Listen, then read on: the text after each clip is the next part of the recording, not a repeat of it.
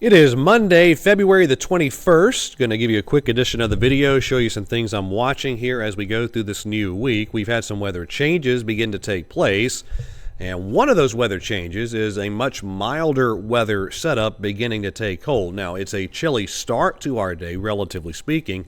That's a look live as I cut the video here. So this was during the 6 o'clock hour. That was the Dowd YMCA camera looking toward uptown Charlotte. A little bit of high-level cloud cover overhead. Temperature at 6:30 was 36 degrees in Charlotte. A much milder afternoon. We had sunshine all weekend long, but it was a cool weekend. 50s, for instance, for our Sunday highs in many Piedmont spots, but mid and upper 60s for most of us this afternoon as some of this milder air takes over. And I think tomorrow, many locations could reach into the 70s for highs, and we'll do that again Wednesday too. So this morning, still relatively chilly, 20s in Asheville and Boone, 40 down in Columbia, 42 in Wilmington, it's 35 in Greensboro, Elizabeth City at 33. But highs this afternoon look like that, so some milder air taking over all across the region.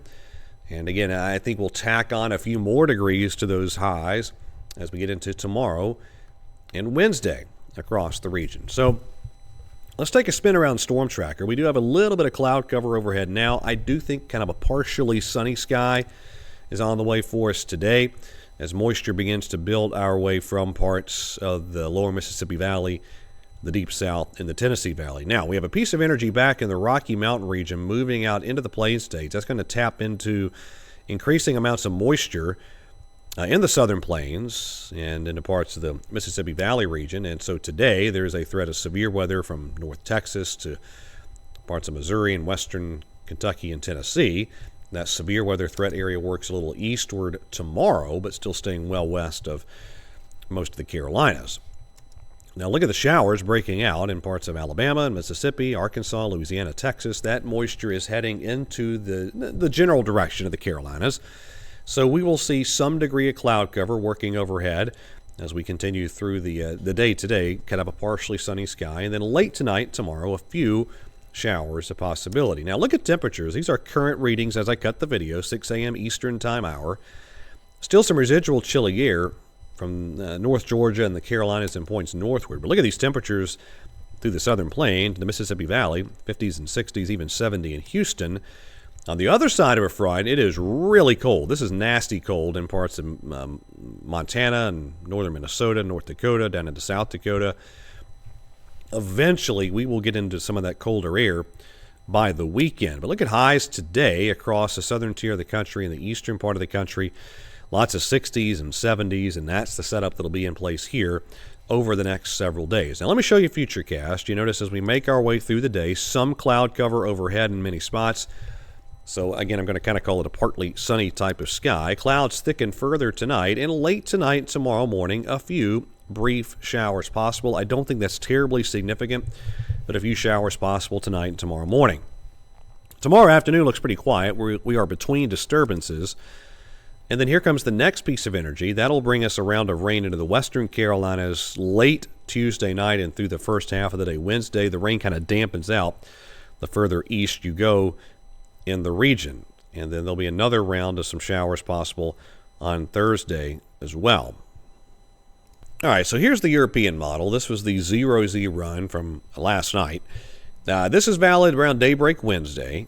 So as we work our way through Wednesday morning, you can see that band of rain making its way in, weakening as it does so, never even makes it into southeastern North Carolina. And then as we get into Thursday, another round of showers likely. And again, the best chances are going to be focused roughly I-85 and points north and west. So another round of showers Thursday afternoon, pretty quiet. And then finally we get a cold front through here on Friday. So that is Friday afternoon. Notice that front kind of drying up as it works in. I've really tapered down the rain chances, the rain percentages for Fridays. It looks like a lot of that frontal passage will be in dry fashion.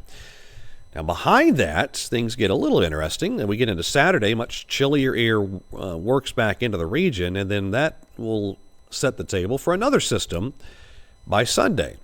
So that's the European model on Sunday. Let me show you the precipitation types that it is printing out. That's daybreak Sunday, and then that is Sunday evening. So you look at snow being likely on this particular model in the mountains with a chilly rain in the Piedmont. The latest run of the GFS has come around to a fairly similar scenario. Cold air is in place, and this is a chilly Piedmont rain. In fact, cold enough for even snow with the model taken verbatim in northeastern North Carolina on the latest run of the GFS. The Canadian is the coldest model. All right, there you go. That's the Canadian Sunday afternoon, showing you some snow even down into South Carolina and a good portion of North Carolina. So at this point, this is way out in the day 6-7 range, at least day 6 range.